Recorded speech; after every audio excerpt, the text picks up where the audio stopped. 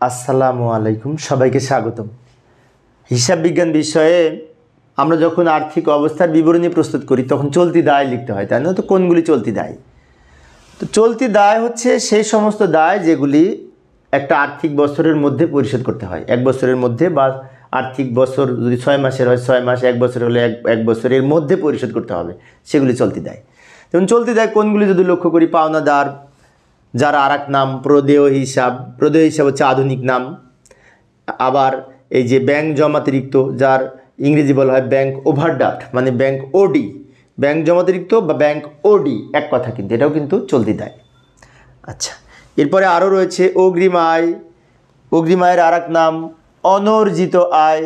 আবার এর আর এক নাম হচ্ছে অনুপার্জিত আয়। অর্থাৎ অগ্রিম আয়, অনর্জিত আয়, অনুপার্জিত আয়, এই সবগুলি কিন্তু এই অগ্রিম আয় এর মধ্যে পড়ে।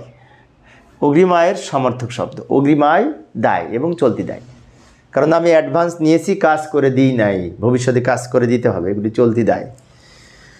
প্রদেয় হিসাব বা প্রদেয় নোট, বকেয়া খরচ বা প্রদেয় খরচ। এখানে একটা খুব গুরুত্বপূর্ণ বিষয় আছে। এই বকেয়া খরচ এর মধ্যে কিন্তু অনেক আইটেম আছে, যেমন বকেয়া বেতন, বকেয়া ভাড়া, বকেয়া মজুরি, বকেয়া বিজ্ঞাপন, বকেয়া মনিহারি, তাই না? যে কোনো খরচ যদি বকেয়া থাকে তাহলে সেটি চলতি দায় হিসাবে গণ্য হয়। আচ্ছা, এছাড়া আরও রয়েছে, আমি এখানে 10টা দেখানোর চেষ্টা করব। এই যে লক্ষ্য করি প্রদেয় ভ্যাট। এই প্রদেয় ভ্যাট বলতে বোঝায় এই ভ্যাট চলতি হিসাবের ক্রেডিট জের।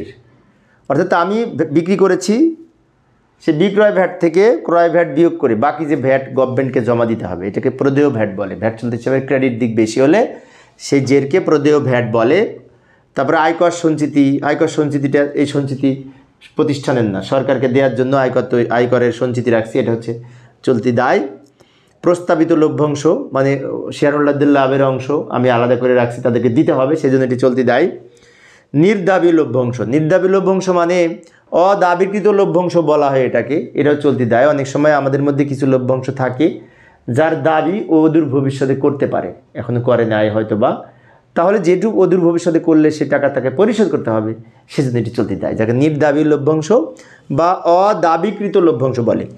এছাড়াও রয়েছে বকেয়া ঋণের সুদ, বকেয়া ঋণপত্রের সুদ, বকেয়া ব্যাংক জমাতিরিক্তের সুদ। দায়ের সুদ যদি বকেয়া থাকে তাহলে সেটি চলতি দায়। যেমন ঋণ দীর্ঘমেয়াদী দায়, বাট ঋণের সুদ যদি বকেয়া থাকে সেটা আবার চলতি দায়। ঋণপত্র দীর্ঘমেয়াদী দায়, কিন্তু ঋণপত্রের সুদ যদি বকেয়া থাকে তাহলে সেটা আবার এই চলতি দায়ের মধ্যে পড়ে।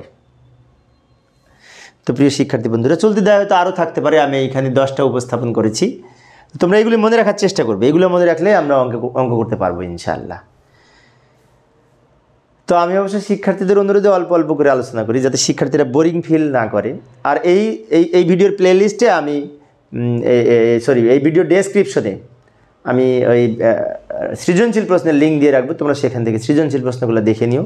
ধন্যবাদ সবাইকে।